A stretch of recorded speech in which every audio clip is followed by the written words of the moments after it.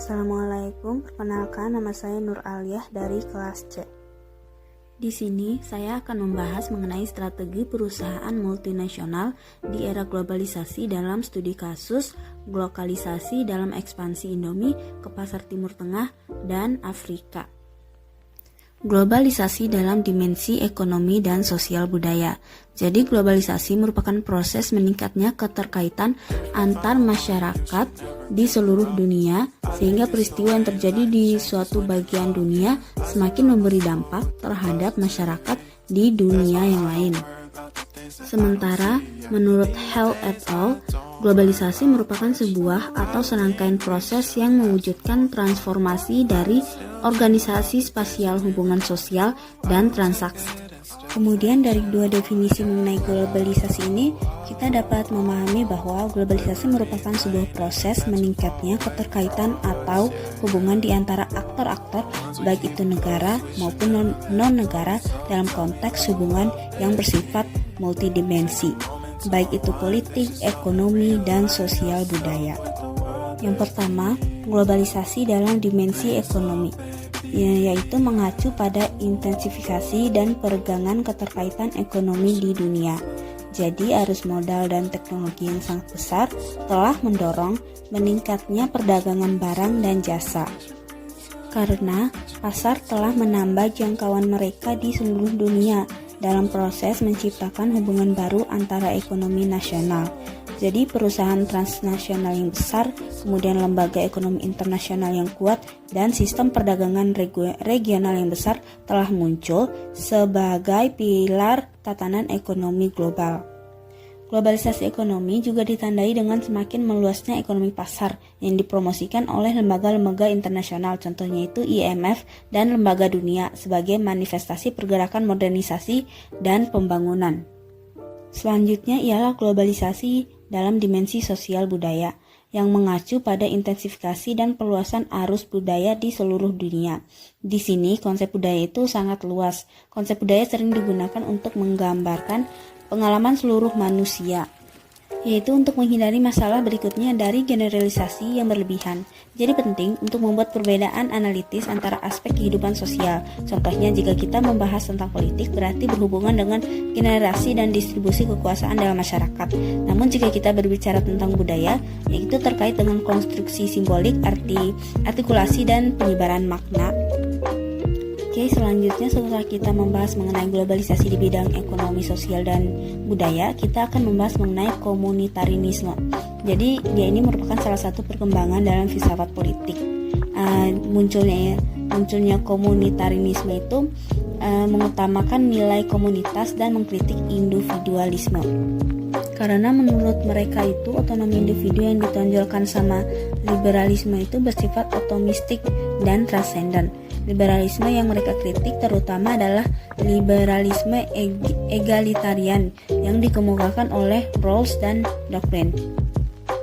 Sementara fokus dari kritik mereka itu adalah otonomi individu, netralitas negara, dan universalisme. Jadi komunitarisme itu mengingatkan kita bahwa individu itu tidak mampu dan tidak bisa hidup secara penuh di luar masyarakatnya atau di luar kelompoknya. Kemudian mereka ini juga menyoroti konsekuensi antisosial individualisme yang atomistik tadi. Komunitarianisme itu juga mempertanyakan gagasan liberal dari negara netral. Namun komunitarianisme itu mengancam atau tidak menjamin hak-hak individu dan kebebasan dan menimbulkan masalah relativitasme moral. Terus juga ada dua pandangan yang dikemukakan tentang komunitarianisme ini. Yang pertama itu sebagai pandangan positif, di mana komunitarianisme ini dinilai sebagai salah satu perspektif dalam filsafat politik yang menekankan nilai etis dan psikologi sosial dari anggota-anggota komunitasnya. Nah, justifikasi dari pertimbangan etika ditentukan oleh fakta-fakta yang berada dalam konteks pemahaman kultural dan tradisi-tradisi komunitas. Terus yang kedua itu sebagai pandangan negatif.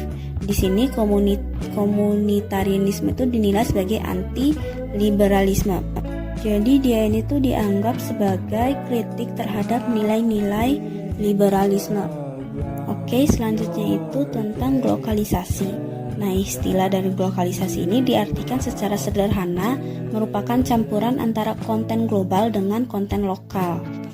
Jadi menurut Works itu globalisasi berarti penciptaan produk atau jasa yang ditunjukkan untuk pasar global, tapi disesuaikan dengan produk lokal. Terus menurut Wilk, globalisasi adalah penyesuaian produk global dengan karakter pasar masyarakat lokal. Jadi globalisasi ini menjadi strategi yang muncul sebagai kritik terhadap konsep perdagangan bebas neoklasik yang tidak lagi menspesialisasikan sebuah negara dalam satu produk sesuai dengan potensinya.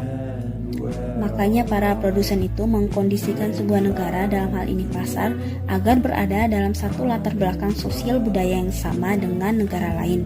Tujuan utama dari globalisasi menurut Coulter et al. Itu yang pertama, konsumen dapat merasakan bahwa suatu produk relevan dan sesuai dengan kebutuhan dan keinginan yang dia mau.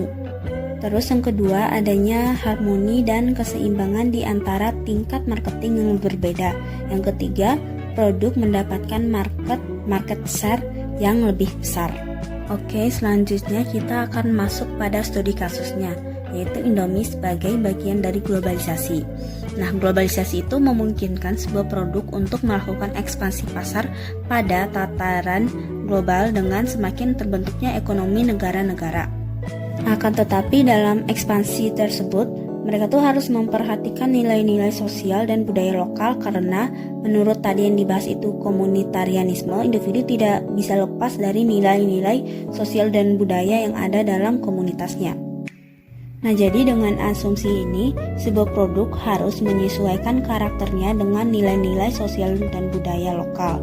Penyesuaian ini tuh dinamakan globalisasi, seperti juga yang terjadi pada kasus globalisasi Indomie ini. Jadi, Indomie sebagai bagian dari globalisasi ini tuh pasti memunculkan realitas ekonomi atau komersial yang baru dengan hilangnya perbedaan preferensi dalam konteks transaksi dan bidang konsumsi yang disebabkan oleh munculnya standarisasi operasi, terus pemasaran dan produk.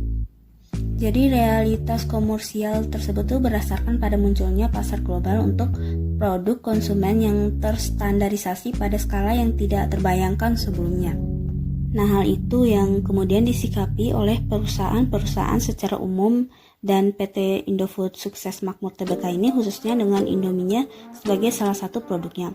Menurut Change, perusahaan yang memiliki niat untuk go global atau go internasional dengan melakukan perluasan pasar di tingkat internasional harus melakukan perencanaan yang matang dan eksekusi yang efektif.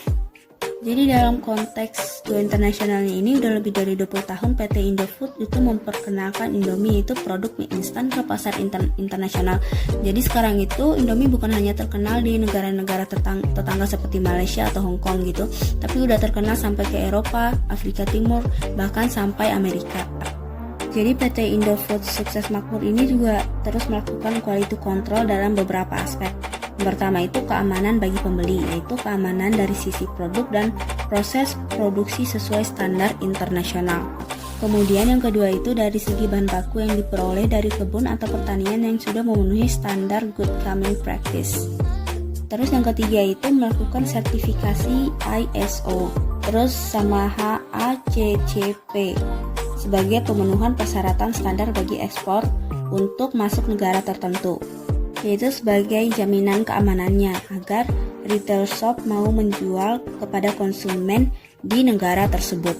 Oke, pembahasan selanjutnya ialah globalisasi sebagai respon Indomie terhadap globalisasi. Jadi unsur-unsur sosial budaya itu harus diperhatikan dalam konteks pemasaran suatu produk secara global. Kemudian jika kita kembali melihat pada konsep komunitarianisme yang tadi yang dibahas, individu selalu akan terkait dengan nilai sosial budaya dari komunitasnya. Makanya globalisasi merupakan sebuah keniscayaan yang harus dilakukan dalam pemasaran suatu produk agar relevan dan sesuai dengan kebutuhan dan keinginan. Kemudian adanya harmoni dan keseimbangan di antara tingkat marketing yang berbeda serta mendapatkan market share yang lebih besar. Contohnya itu Indomie di Nigeria yang memiliki rasa yang berbeda dengan yang ada di Indonesia, di mana Indomie di Nigeria itu memiliki 3 rasa, yaitu pepper chicken, onion chicken, dan oriental. Di Afrika khususnya Nigeria misalnya, Indomie begitu kokoh dan sangat populer di kalangan warga negaranya. Baik, itu saja materi yang dapat saya sampaikan. Terima kasih atas perhatiannya. Wassalamualaikum warahmatullahi wabarakatuh.